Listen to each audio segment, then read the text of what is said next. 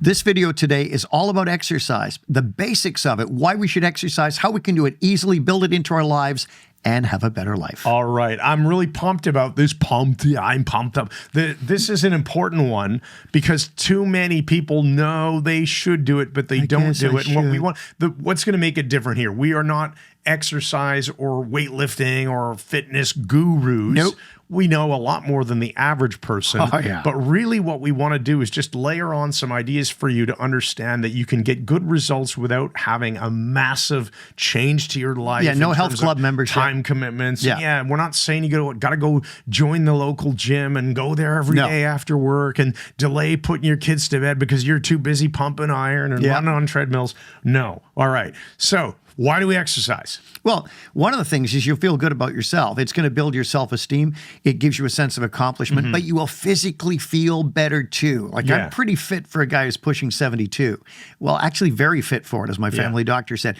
And that's a great idea to get fit because you will feel better in your daily life. Right. So that's one reason is you will actually feel better. The second reason, which is these are all equally good reasons. The second reason is that it'll be better for you. And what I mean by that specifically, there's some subcategories. You will have less chance of getting injured, physically injured if you're more fit. You know, if you have a fall or something, You will have better lifespan, and more importantly, with respect to lifespan, you'll have better health span. Which means I love that word. You'll be healthier during the time that you're alive. Like, who wants to just fall into this no thanks, this cratering of health as we approach elderly age? No, man. I want to do what Mark Sisson says. I know. You were going to say that. I was going to say it too. Drop dead. Live long, live well, and drop dead. Yeah. So keep that curve like strong, healthy, fit. And then one day you just aren't here anymore. We never know when it's coming, but let's feel good and be strong that whole time. You'll be a great role model for other people too. If you've got kids, you got friends, whatever. So Chris, what counts as exercise? Okay, so what counts as exercise? So you can feel good, that you can prevent injury, have a great lifespan, and be a good role model for others.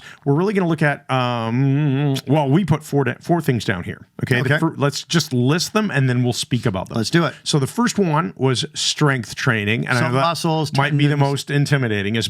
Think of it as being strong, right? Yeah. Okay.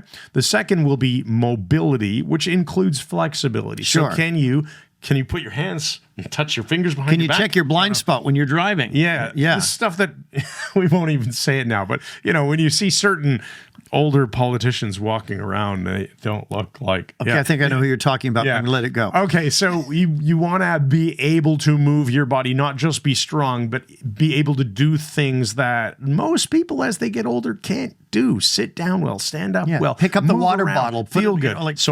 Mobility, flexibility. The third one is cardio. Okay. And we're going to just spend a little bit of time talking about what they call zone 2 cardio, which is not particularly exertion based. It's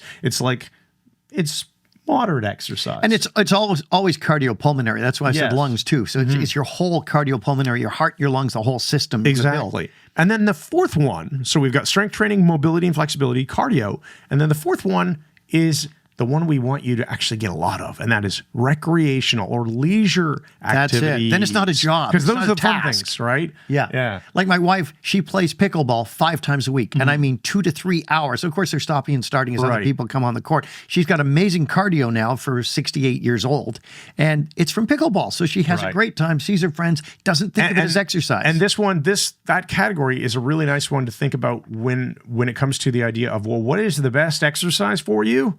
The one you'll actually do. Yeah, interesting answer, isn't it? So the one you'll actually do is the best one for you, right? Because you'll do it. And we want you to do this stuff. So that's why I wanted to throw in recreational. So whether it be me playing volleyball, whether it be going for long walks. Or we used to do our jiu-jitsu class. Our jiu-jitsu, whether it be, some people love golf, which I know you like to call a good walk ruined. Well, that's Mark Twain, but it is a good line. Yeah, you taught me that one. That's so funny, a good walk ruined. So bicycling, swimming, playing volleyball, playing water polo, whatever, lacrosse, hockey, you name it, okay? I don't consider billiards, dart throwing, or archery to be Or Yahtzee. sports. Yeah, these are not sports. Yahtzee is not an Olympic sport. All right, let's talk about, so we're not going to spend much on the recreation thing because I think everyone is intelligent enough to go, gee, I really like bowling. I'll join a bowling league. Okay, Right. pickleball, pick something. So we're going to skip talking in detail about recreation. Just do the stuff that you enjoy. So let's Go talk have about strength fun. training. So Let's we're going to start there. start with strength, then mobility, then zone 2 cardio. All right, so with strength training, I'm going to say that you should aim for 10 minutes a week, maybe up to 2 hours a week if you love it. If you're fanatic, yeah. But minimum, we just want you to be thinking like 10 minutes a week, because while strength training for a lot of people will be the most uncomfortable, hopefully you'll get used to it and you'll start to enjoy it. But if it's uncomfortable and you don't love it, then just do it for 3 minutes, 3 times a week. That's 9 minutes. How hard It's is that? not You're even saying, that how can I possibly get a benefit from that? And the way you can do that is by focusing on 3 types of movements that you do one time until you essentially fail, right? So you're doing a set of something. When you can't do anymore, you just stop. yeah, failure just means like I'm doing a thing. Like let's say I'm doing, Say push-ups. yeah. I mean, if I said something like climbing stairs, it's going to take so long to fail. That's not really Yeah. strength training. So strength training means something that you're doing that you will fail fairly quickly at, maybe between a minute and 90 seconds. Well, no, that's you'll a good collapse. point. Like I'm coming up at 72. Chris got me doing pull-ups, Mm-hmm. and I hang with, so I'm full length, and I can only do 3. Slow though, and my chin goes right over the bar. Slow down. I only do that like once a week, maybe twice a week, but the Yeah. results have been amazing. Take Yeah. me from half a pull-up to 3. Pretty much everybody except for elite level strength trained people, you're going to fail in under a minute on these things. Just believe me. So if you focus on 3 movements, one being a pushing exercise, you can think of a push up, for example, one being a pulling exercise, a pull up, for example, Right. and then the third one being a squatting movement, like a squat. And Standing up from the couch without using your hands. like basically you can do, and if you got good mobility, then you can do body weight squats, which we call, or not we, like people call ass to the grass, forgive the term, but basically Strange expression. dropping down all the way Yep. into like, well, just imagine before people had toilets and stuff. If you're out in nature, This is going off the rails. and you need to take care of business, what position are you in? Yeah. You're squatting all the way down, right? So whether it's that or sharing. to the degree that you can squat down, Right. But those kinds of squatting movements. So we're not going to teach you how to do a push up or a pull up or a squat. What we're going to tell you instead is just go to YouTube. And I would recommend personally, a friend of mine, Jerry Teixeira, he runs a channel called Body Weight Strength. And I think his website is bodyweightstrength.fit or something like that. But anyway, Jerry Teixeira, I'll just spell his name for you here. Teixeira. So Beautiful. Jerry with a J and then Teixeira. Or body weight strength, yeah. Check it out because his tutorials are fantastic and I definitely love them. They're fantastic. There's everything from super beginner to super advanced. So start with beginner stuff and just do it. And 3 minutes a day for say 3 times a week where you do one of each movement until you fail, and that's less than 10 minutes a week. So that's Brilliant. pretty easy. Right. The biggest return in the smallest time, most bang for your bucks is that kind of thing. What about mobility, Chris? Well, mobility, this is actually a nice one. So you don't have to go nuts like I enjoy doing mobility exercises from a company called Gymnastic Bodies. Coach Christopher Summer, I heard him on the Tim Ferriss podcast a few years ago, maybe 8 years ago. Yeah, it is. And I've been using his programs ever since. I love them. The strength training, the mobility training is all fantastic. But it takes me like 40 minutes to do a full strength, a full mobility stretch routine and stuff. So my suggestion, I like what you said, similar idea.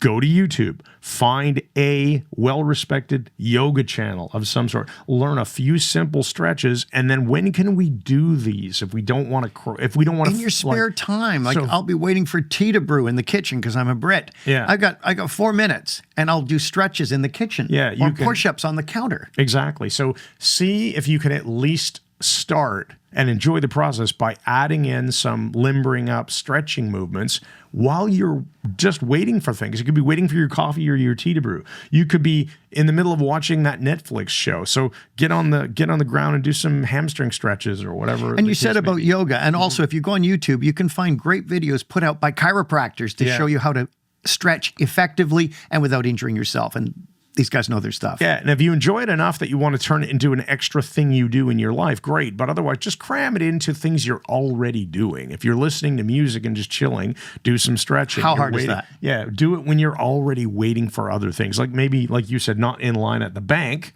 Although who waits in line at the bank these days, thankfully. I do. But yeah, you're probably not going to do that. But find the time and you'll find that you can get this done. These are all easy to fit into your life. And what about cardio and zone 2? Explain that for us. Yeah, so this is the other. I've actually added a lot more of this in the last few years, really in the last 2 years. And here's the thing. So zone 2 cardio, I didn't know what it meant originally. It basically means exercising at 70 to 80% of your maximum heart rate. Now, if that sounds like, oh, this is confusing. Okay, the general formula is supposed to be, and it's really easy to do. You can just punch this into a calculator or ask Siri to do the math for you if you want. You just take 220 minus your age. That's supposed to be your maximum heart rate. So I'm 50 years old. Meaning it just won't go any faster than that. Yeah, like that's essentially like your peak. If you were sprinting, if you were working at absolute, I'm going to puke intensity. And we're not telling you to do that. Your heart rate would kind of go up to that level. Right. So right now, as of this recording, I am 50 years old. The math is very easy. 220 minus 50 is 170. So if that's my peak heart rate, I take 70 to 80% of that. So 70% of that is 119. And so what 119 is close to 120, which means when I check my carotid pulse, I am looking to get 2 beats per second or 120 beats per But you're not minute. counting per second. I'm not. I don't count them per second. I count 10 seconds. I usually do 15 Okay. and then I multiply by 4, or I count for 30 seconds and I multiply by 2. But yeah, I just kind of calibrate. So I don't ever check this. I just know now that if I set my Peloton to a certain resistance level and I pedal at a certain cadence, you're going to be in that zone. I know I'm going to be there. Yeah. Now, if you don't want to measure it, that's fine. The general rule of thumb is you can easily carry a conversation. But you can't sing. Yeah, you won't be able to sing. You could easily carry a conversation. It might sound like it should sound like you're exercising when you're talking. Yeah. But you shouldn't be like, Mike, I'm doing a bike ride here. So you're not huffing and puffing. Right. You're just moderately working. So it feels like it's some work, but you can still hold a conversation. No problem. Got it. So that's generally what zone 2 cardio is. And the rule of thumb, Dr. Peter Attia recommends do this for about 3 hours a week. That's a really good number. Now, you might not get there in the beginning. That's fine. Yeah, build up ease over time. into it. See how easy it is for you to actually get to that 2-3 hours, because you can do this stuff while you're doing other things. For example, instead of being on my phone, let's say, or my computer going through the news or reading Facebook, I'll do that while I'm walking on a treadmill, or I'll do that while I'm cycling on a Peloton, right. Or in the summertime, walking outside. I might just scroll through or listen to a podcast while going for a walk. No, it's sort of a side thing. We didn't talk about this, but just briefly, zone 1 is like a regular walk. I guess, yeah, I didn't even look it up. But zone isn't 1 there is evidence that if you're doing like I was doing in our cabin, I was doing 7 miles. Yeah. And it was taking 2 hours. So because that's not zone 2. Power walking. Yeah. I mean, it's moderate, but that's zone. You're zone probably just on the lower level. But I'm thinking the duration of 7 hours or 7 miles is going to put it in the, Look, any walking is better than not walking. It's the best exercise. Just move your body. Like Mark Sisson says, lift heavy things, move a lot, and occasionally sprint. Now, we didn't talk about sprinting, and I'm sure there's some benefits to that. Yeah. But I think if we're being realistic, most people just won't ever really do that. So I think you'll get a great benefit if you lift heavy things for every minutes a week, which is your own body can be that heavy thing. Sure. Get some mobility and stuff, and do a lot of modest exercise where you're not huffing and puffing, you're not really sweating and getting all nasty and drenched and needing showers right away after. You just cycle a little bit, or you go for a light power walk or something like that where you feel like you're moderately exerting yourself. You'll get a great outcome from that. And you can microdose exercise. These are recent discoveries. That 10 or 15 push-ups when you're waiting for something in the kitchen, or doing 20 slow air squats, even though you're not doing a full workout, they do add to your strength and health. Right. And supplement with self-hypnosis so that you're motivated to do this and build it into your routine. Hypnosis rocks. All right. I think that pretty much covers it. I think it does. So with that, we will say, hope you enjoyed this video. Thanks once again, and good night.